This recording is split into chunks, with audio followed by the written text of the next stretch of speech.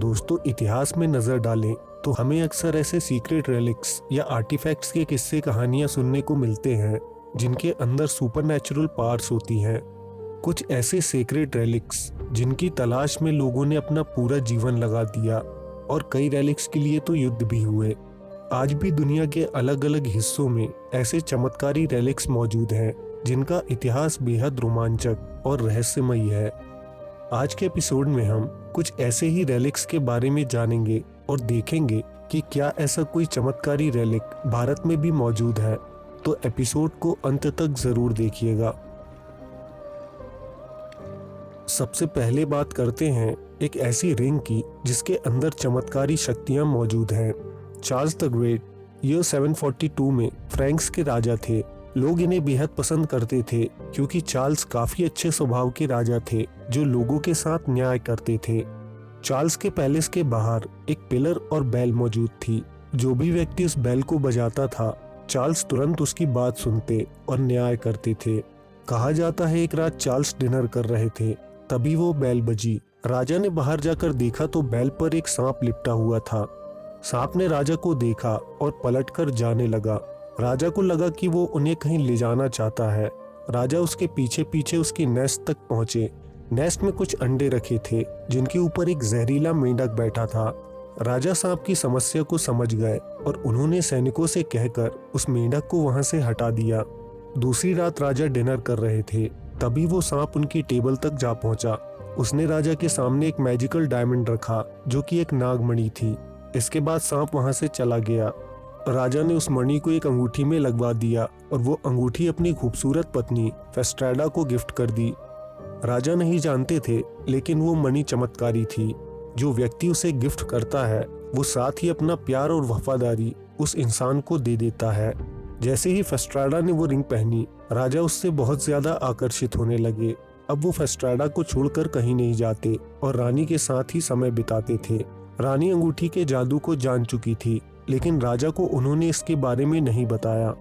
कुछ समय के बाद फेस्ट्रेडा की तबीयत खराब हो गई और उसे अंदाजा था कि वो अब नहीं बच सकती।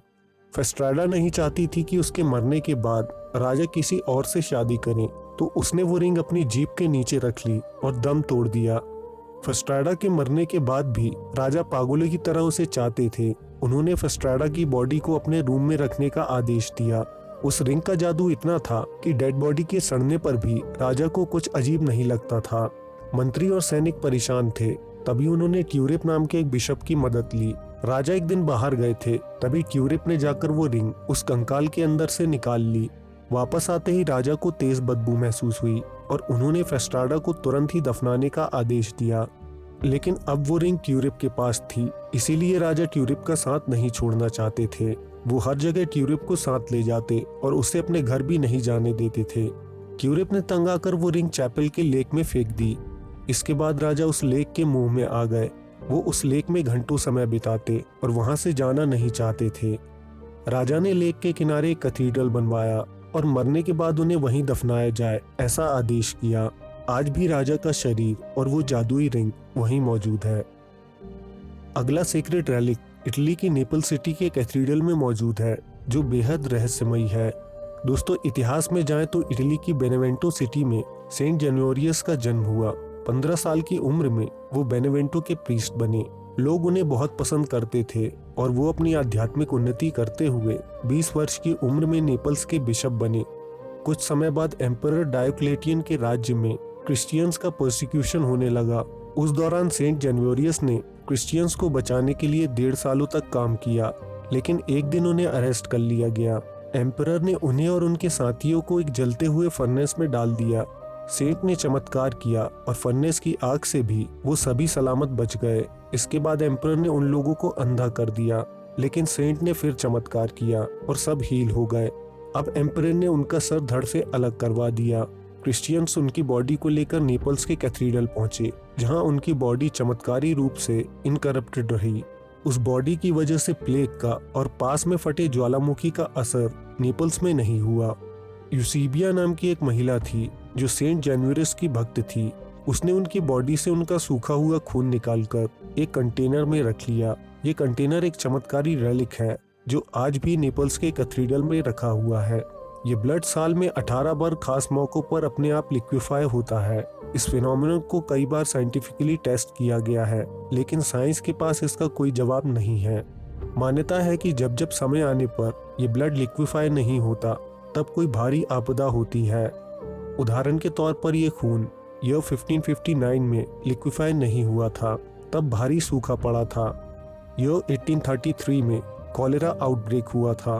वर्ल्ड वॉर 2 के शुरुआत में भी ब्लड लिक्विफाई नहीं हुआ था। इसके बाद ईयर 1973 में इटली में कॉलेरा आउटब्रेक हुआ, तब भी ये ब्लड लिक्विफाई नहीं हुआ। ईयर 1980 में ब्लड लिक्विफाई नहीं हुआ और उस साल 2900 लोगों की जान इटली में आए अर्थक्वेक की वजह से गई थी। अगला रेलिक है कोहिनूर हीरा, जिसकी कीमत का अंदाजा कोई नहीं लगा सकता। कोहिनूर हीरे के साथ भी चमत्कारी शक्तियां जुड़ी हुई हैं, लेकिन वो नकारात्मक मानी जाती हैं।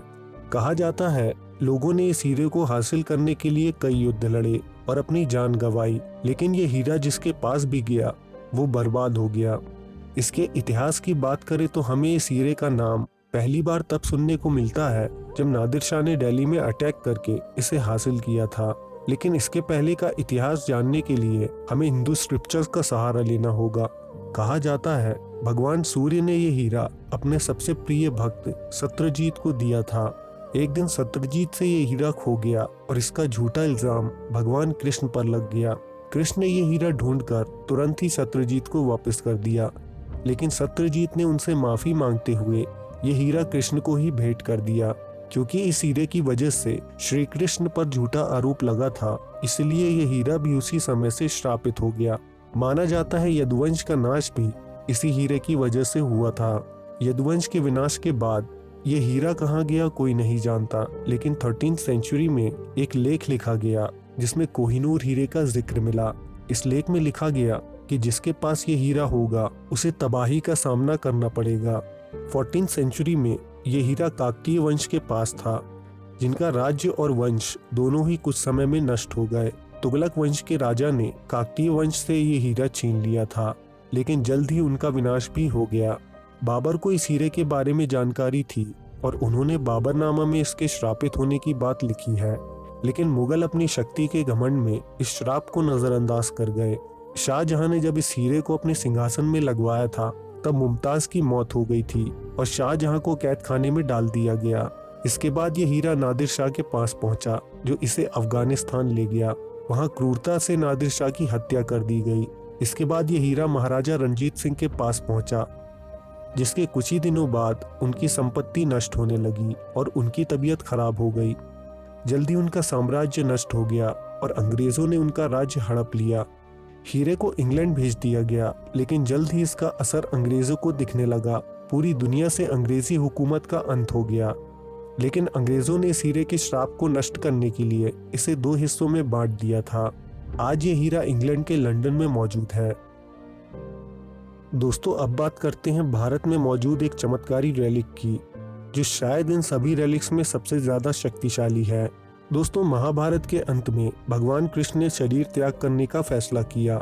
वो एक पेड़ के नीचे बैठे थे, तभी जरा नाम के एक शिकारी ने उन्हें हिरण समझकर बाण चलाया, जिससे कृष्ण का देह छूट गया।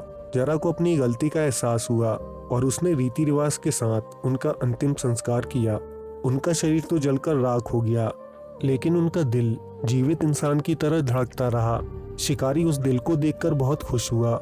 वो इसे अपने साथ ले गया और इसे बेचने की कोशिश की, लेकिन ये कहानी सुनकर किसी ने इस दिल को हाथ लगाने से भी इनकार कर दिया। तंग आकर शिकारी ने इस दिल को लकड़ी के एक तख्ते में रखकर नदी में बहा दिया। ये दिल पानी में सफर करते हुए पुरी पहुंचा, जहाँ के राजा के पास इसे ले जाया गया। जब राजा को पता चला कि ये कृष्ण का दिल है, तो उसने कृष्ण की प्रतिमा बनवाकर ये दिल उसके अंदर रखवा दिया। जगन्नाथपुरी मंदिर के अंदर मौजूद कृष्ण की प्रतिमा में आज भी ये दिल मौजूद है। दोस्तों, हर 12 वर्षों में मूर्तियां बदली जाती हैं। ये नीम के तने से बनी मूर्तियां होती हैं, जिन्हें तराश कर मंदिर लाया जाता है। फिर पुरानी मूर्ति से वो दिल निकालकर नई मूर्ति में डाला जाता है। ब्राह्मणों का मानना है कि इस दिल को देखना अशुभ है या फिर इससे जान भी जा सकती है, इसीलिए दिल को बदलते समय पूरी सिटी की बिजली काट दी जाती है। पुलिस की सुरक्षा में ये काम होता है। पुजारी अपनी आंखों को ढककर और दस्ताने पहनकर इस दिल को छूते हैं।